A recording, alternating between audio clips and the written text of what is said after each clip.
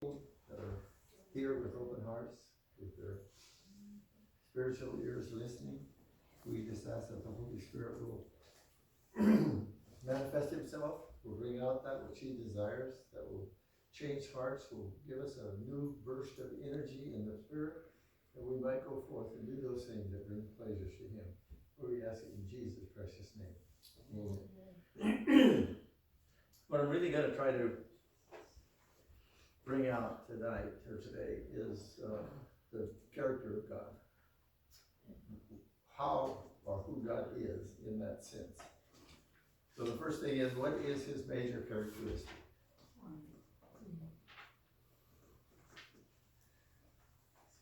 Love. Love. Love is his major characteristic. God is love. Those that love are of God. That's what John tells us. So his major characteristic is love. But to really get a feeling of what that means, because love is a word that's kind of bandied about. And we have to go back and look. What was the reason that he created what he created? He created it because he wanted something to love. He didn't need it, but he wanted it. He just wanted to do that. That's the same thing he says, he'll meet all of our needs, not all of our wants, but all of our needs. So in this case, it was a want. It wasn't something he actually had a need for. And he put everything together before the foundation of the world. Before there was anything, he had already planned everything out. Because he knew exactly what was going to happen. And he put everything in place so that when that happened, he had the counter for whatever was going wrong. Now, this would even include what they call the antediluvians, the ones before the flood. He knew that they were going to do what they did. He knew that they were going to get in trouble. And the only way he could keep the line that was going to result in Jesus being begotten was to wipe out everything that was not proper, everything that was out of control. For those that intercessors, if you're not intercessing for the church to say, we're sorry we let the heathen get out of control, help us get them back under control, you're missing a good deal of what God is doing right now. So he knew that this was coming, but he did it out of love. And everybody said, well, that's crazy. You wipe all those people out of love? Yes, because if you'd have left them, there would have been millions more that were consigned to hell because of what they were doing. He put a stop to it, not because he hated them, but because he didn't want them to go to the other place. He doesn't want any to perish, but if they're on their own going to perish, then he will try to put a stop to it. He doesn't take away free will. That was the greatest gift he gave it. He won't take it away, but he will do things to curb the unrighteousness. This is the thing that I'm looking at now. I believe that we're in for a mighty move of God to retake not only our society, but a lot of the other society, because we're reaching a point where they're really doing this to God. Yes. They're really saying, I don't care what you say, I'm going to do what I want to do. Well, that's what happened to the ones before the flood. Yes. And then he took them away, not because he hated them, but because he loved them. Because if he left them going, there would be that many more souls going to the other place. So love is his major characteristic. We know that faith works by love. So your faith, to be effective, is going to have to originate in love. I think I mentioned it once before, but there's a passage where Jesus gave a parable where there was a people that he was saying that was on his right-hand side. He says, come into the kingdom. I was sick and you visited me. I was hungry, you fed me. I needed clothes, you fed. And he goes through this whole list. And then this other group, he says, depart from me. Because I was hungry, you didn't feed me. I went through the same litany. And they said, when did we ever see that? And it didn't do it. He says, because you didn't do it to the least of these, you didn't do it to me, therefore I don't know you. Okay, what I'm saying is this. We have to understand it's not what we're doing, it's the reason why we are doing it. What is in our heart? If it's not love, we're in trouble. You can look awful good. You can do miracles. You can do all these things. But if you're doing it to pat yourself on the back and have everybody say what a great person you are, you've lost the meaning that you were created for. Yes. Because what you're really doing, you're moving into Satan's side, you're moving into pride, you're moving into all of these things that are contrary to God. So, knowing his character, the reason we follow his instructions is not to get, but to honor him who created us. In other words, you can't work for God in the sense of, I'll do this if you do that. A lot of Christians try to do that, and it always ends up in tragedy. Because he is not one that is moved by a proposition. If you'll do that, I'll do this. Now, I know Jacob did it, but he went through a lot of problems. Because Jacob said, if you do all these things for me, I'll give you 10% of what you give me. That's crazy. Yeah, well, that is a very good deal on either side. Yeah. But the other sides of God that come in fact, their names, how many know the names of God, the number of the names of God? And everybody will say 7, which is a perfect number, but they're 19. And one of them is jealous. So God am a jealous God. So one of those is jealous. Why is he jealous? He's jealous for our goodness, our living in a state of happiness, if you want to put it that way. It's for our benefit that he's jealous. If you want to get a real look at his heartbeat, go to Psalm 81, verse 13. And what it says is there, if my people would have obeyed my voice and done what I told them, I would have put down their enemies, I would have made them prosperous, I would have done all these things for them, but they would have nothing. They would not have nothing. They wouldn't do it. They wouldn't obey. So he didn't move, he didn't put that in there to move us, he put that in to inform us. If we don't follow what he's telling us, which is for our good, we're going to reap something we don't want. That's right. Now, he's also just. And by just, I mean you can't plant curses and reap blessings. Oh, that's good. So if you want to reap blessings, you're going to have to plant blessings. So you have the situation where, because he's just and righteous, yes, he's merciful, but the mercy is within a certain perimeter. Hello? When mercy is ended, then there's nothing left except judgment. And though he does not want to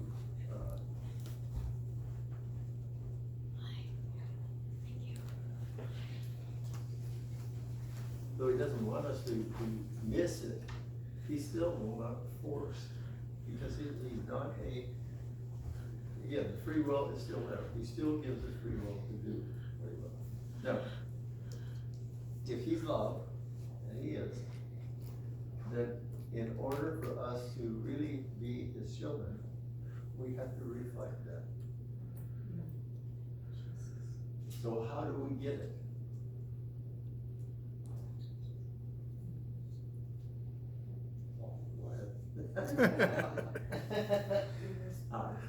One of those aspects is Jude 20. Beloved, building up yourselves on your most holy faith, praying in the Holy Spirit, keep yourself in the love of God. That's good. Oh, that's good. Yeah. So that is one of the ways that we increase our love. His love in us. Because we're not capable of fulfilling what he's telling us to do. So why is he telling us to do that if we're not capable of doing it? He wants us to come into closeness and covenant with him so he can do it through us. Amen. He's drawing, not pushing us away.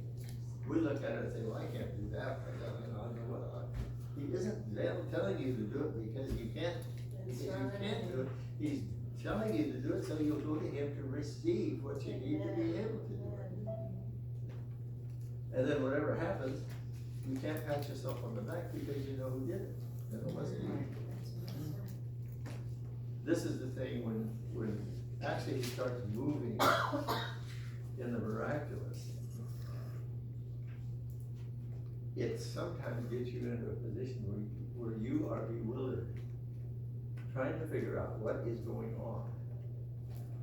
Because you don't have, the old saying, you don't have a dog in the fight, because you didn't know he was going that way. That's right. And all of a sudden he does it. And it's, like I said, it's just bewildering. Because when there are times when you are really intense, you may not see any reaction in the person you're praying for. That's right. Now, maybe 2 or 3 days later, it will happen. So what is he really trying to teach us? He's trying to teach us not to really rely on this, Yes. to maintain a belief that he knows best, and he's doing the best thing at that particular moment in time. Now, I had a pretty good challenge on that. Right after I got hit on at about 50, 60 miles an hour, and I couldn't hardly breathe. And I'm saying to myself, you know, Lord, could you have done something to avoid that? But unfortunately, or how do you want to put it, that was something I needed.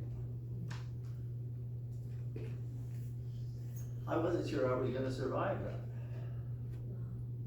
But there was no fear. I wasn't distressed that way. I wasn't distressed physically. I had some real pain.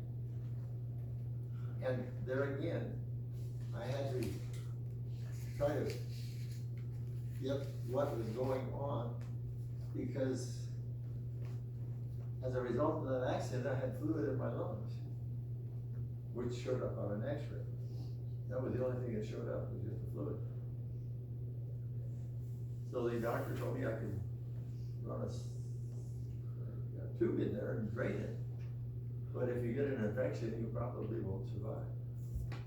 Now, another way we can do this, we give you medicine that'll thin out the fluid, and then we give you a second medicine, and you can cough, and it will come all out. And it's not difficult, not fearful for,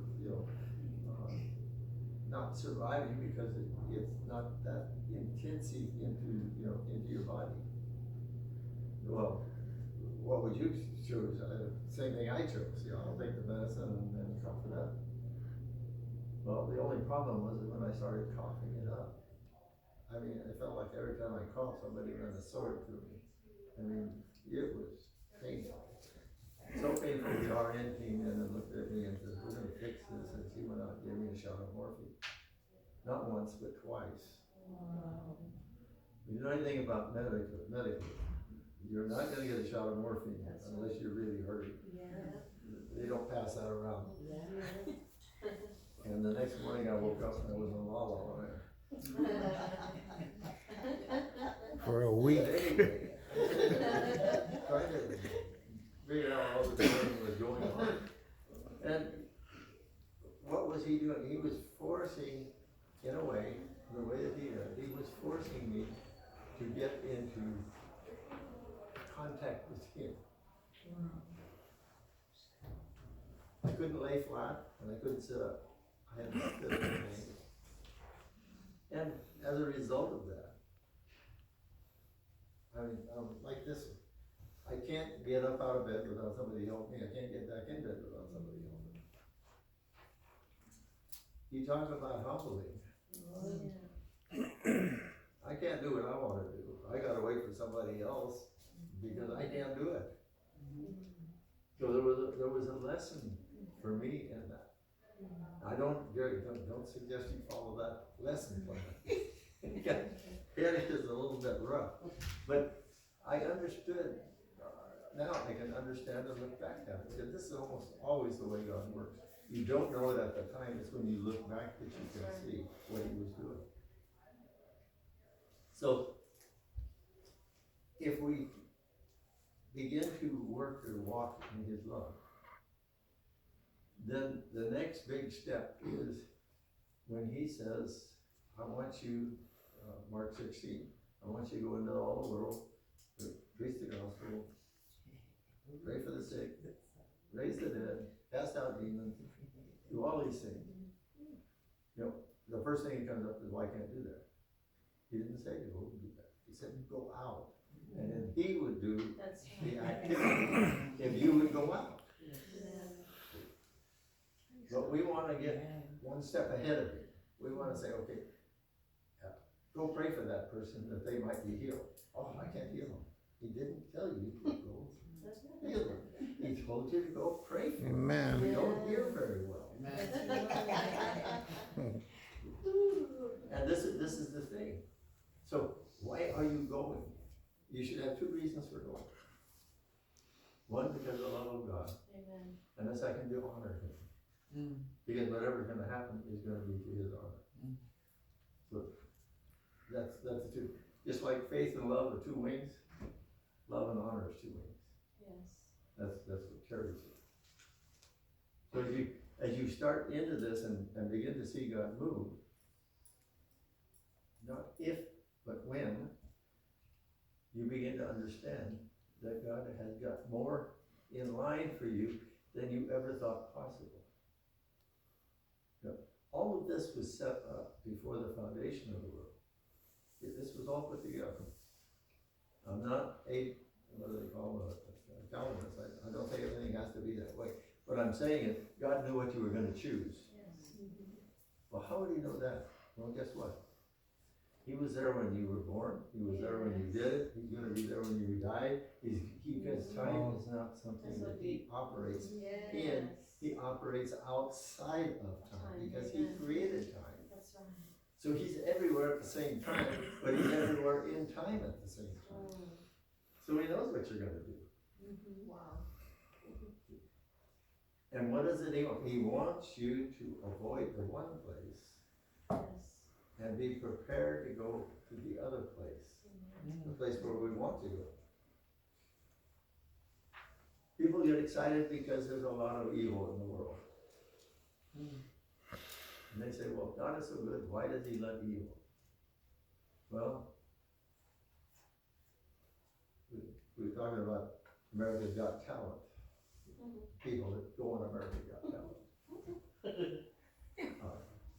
We're on the first part of that show right now to see whether we are capable of going on. That's right. Or whether we're going to go shut off.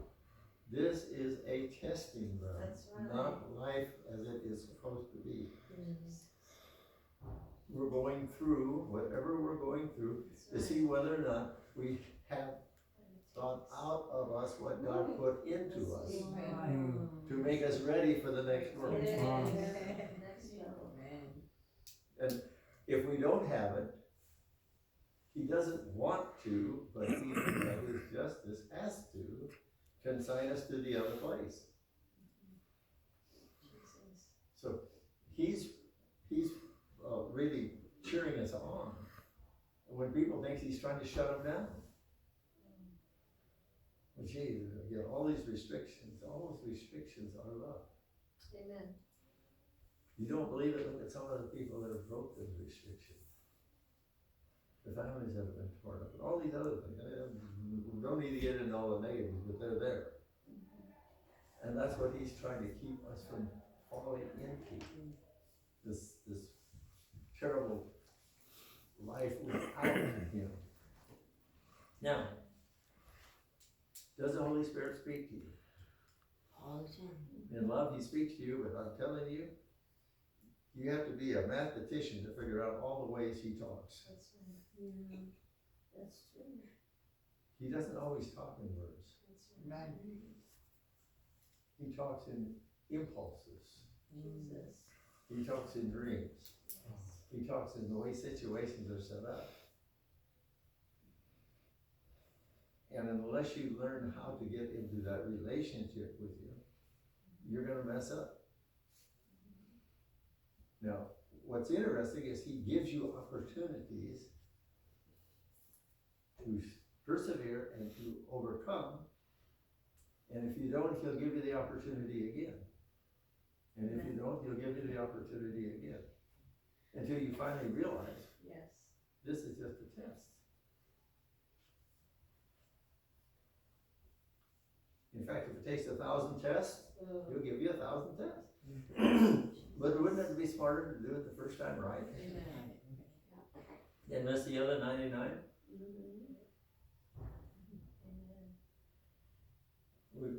On a trip to New York, our plane broke down. Now, you got two options. I can believe that God is behind this, That's right. and that there's a way around it, or that he's gonna take care of it, or I can get all frazzled out, trying to figure out how to get this thing done, and being mad at him, mad at me, you know, I don't wanna be in an airport. Jesus. Well, the first time I didn't do very well. The second time, I sat in an airport from 11 o'clock at night till 7 something the next morning, That's right. waiting, because another plane had broke down. Amen. And the second time, I waited in peace. Amen. Well, the first time I waited in chaos. Peace is much better than chaos. Amen. Yes. I learned something. He controls the aircraft. Amen. I laughed because Bob that was with me when the first one went down, he's seating a few seats away from me. We're both on the aisle, but he was a few seats away from me. We just had sit down. We almost missed that airplane too, by the way. And he said, George, I said, what? He said, this airplane ain't gonna fly.